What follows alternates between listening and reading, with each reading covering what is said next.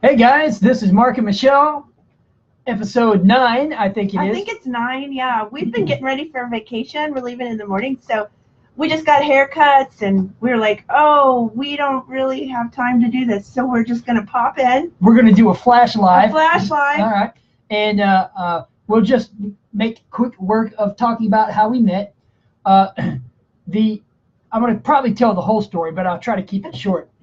Back in 94, I was living in Atlanta, Georgia, and she had just moved there about 7 months before in September 93. Well, anyway, I had been working at a restaurant. I was also playing cello in a church orchestra there in Atlanta, and at I think it was Decatur First Baptist Church.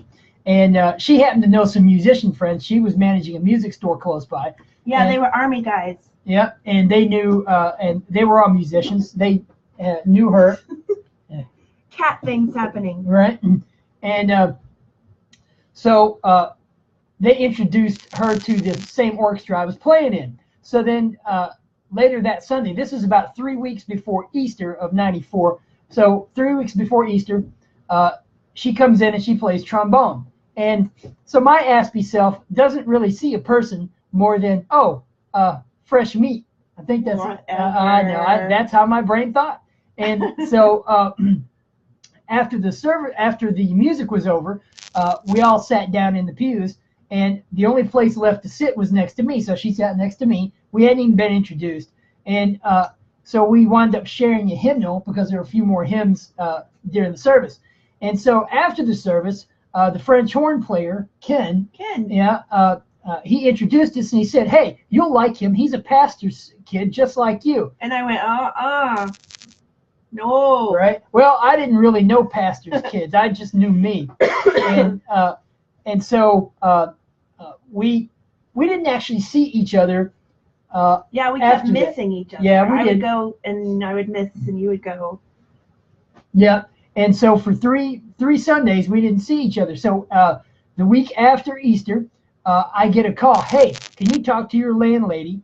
My cousin put his house on the market, and it sold just yesterday. It was only been on the market for a day, for a week or a day, something like that. I thought it was a week, whatever. Well, but anyway, it sold really quickly. And so I said, sure, I'll talk to her. So I talked to my landlady. And he thought I was a different Michelle. Well, I thought she was a Michelle that I worked with, one of the waitresses at the fine dining restaurant I worked at. I didn't remember her.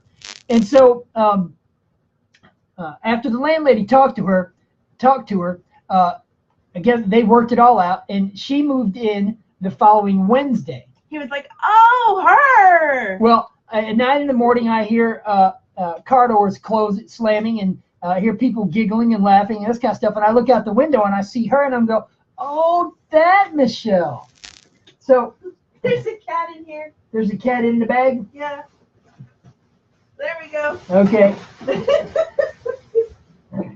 You never know what you're going to get alive. Close that in the bathroom. Right. Or we can close the cats in the bathroom.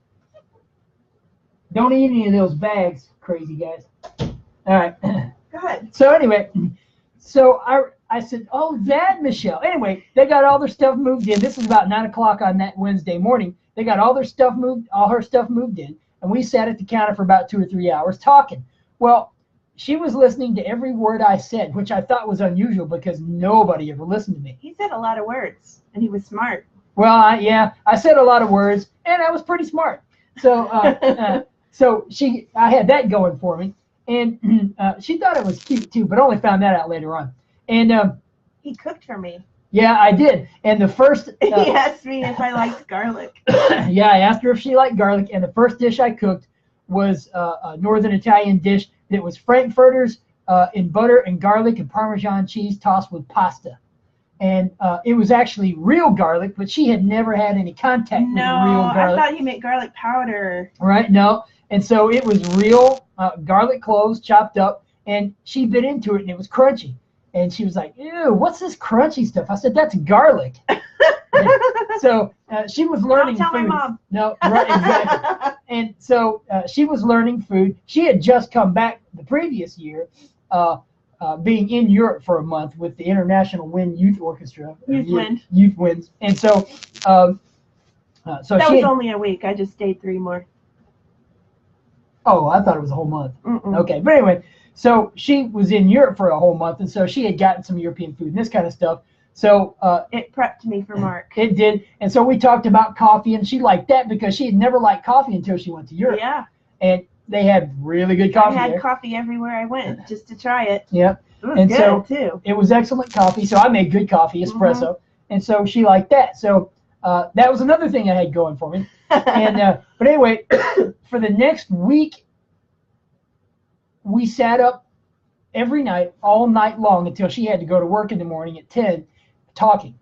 So we'd sit out in the front porch. We'd be in her room or my room until the sun came up over the trees. And so we got to know each other pretty quickly in that first week. So anyway, but as far as an Aspie's view of things, it was just information to me. But the information I got from her, I liked. So I thought, ooh, if she likes Star Trek, then she must be cool. If she can talk to me about things that I like to talk about, she must be even cooler. Didn't you ask me something about Star Trek in that park? Star Trek Next Generation. Yeah, well, we went out to this park, a real nice park with a nice lake and this kind of stuff, but there was no lighting whatsoever, and I didn't know that. So we get out there, and it's absolutely pitch black. Yeah. So we're having to hold on to each other and feel our way around the park with our feet until we found a concrete bench. But that was by accident. And so we sat. No damage done though. No. So we sat on the bench and talked for a while and talked about Star Trek. Well, it was actually a concrete picnic table, but talked about that. Talked about how poor we grew up and all that kind of stuff, and pastors' kids' experiences and that kind of thing.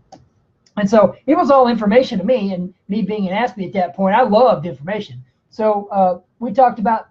Basically, that's what it was. And to me, that's how I got to know her, by the information that she carried and the information that she relayed to me.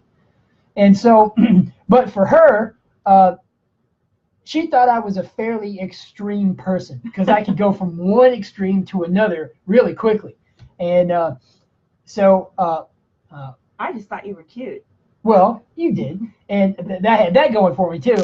And so we talked and talked and talked. And so then, about probably 10 days after we first met, really, one morning we were up again all night, and one morning the sun was coming up from the trees, and I said, "So, let's get married, or do you want to marry me?" Is what I said. I outright asked, and she said, "Well, I thought we already talked about this." Yeah. And I said, "No, we haven't. We already talked about this, but see." That was the first in the Aspie miscommunication.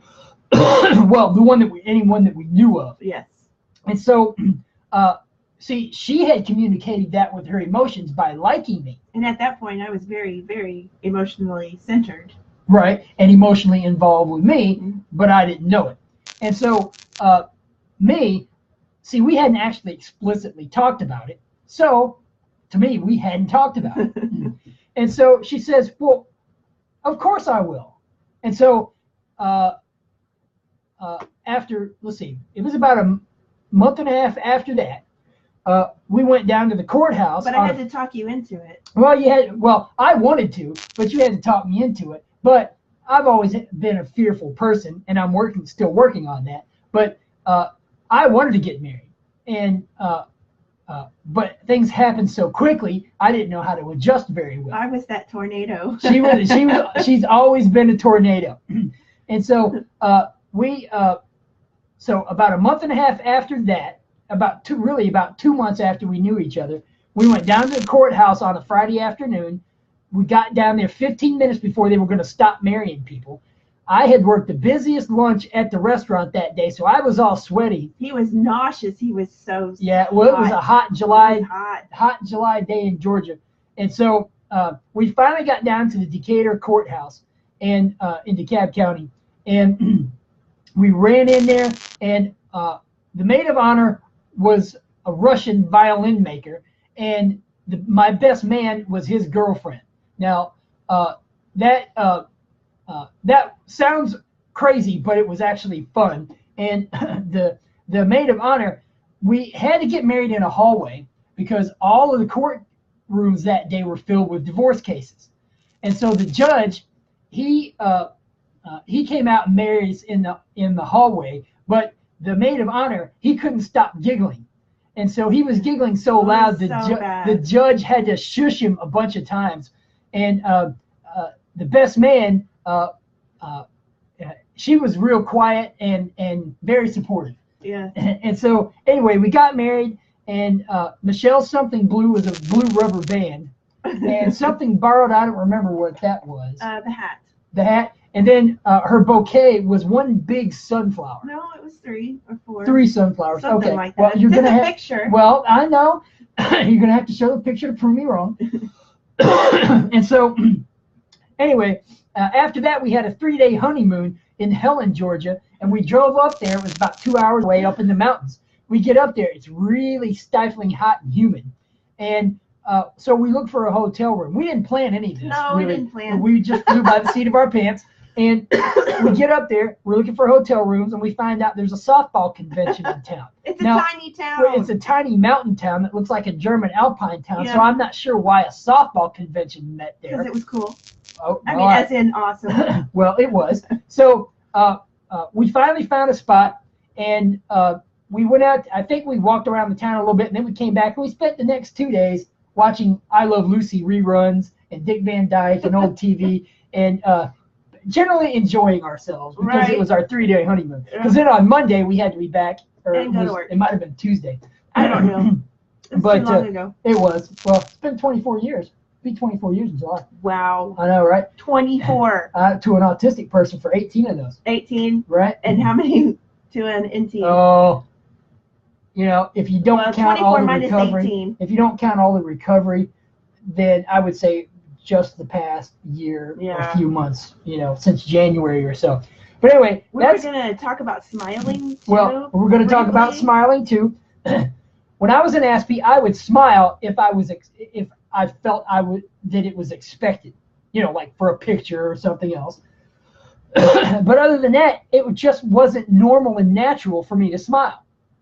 And since that's the case, it never occurred to me until I got to like 4 years into the recovery, that people who aren't autistic, or at least most people, normally just naturally smile.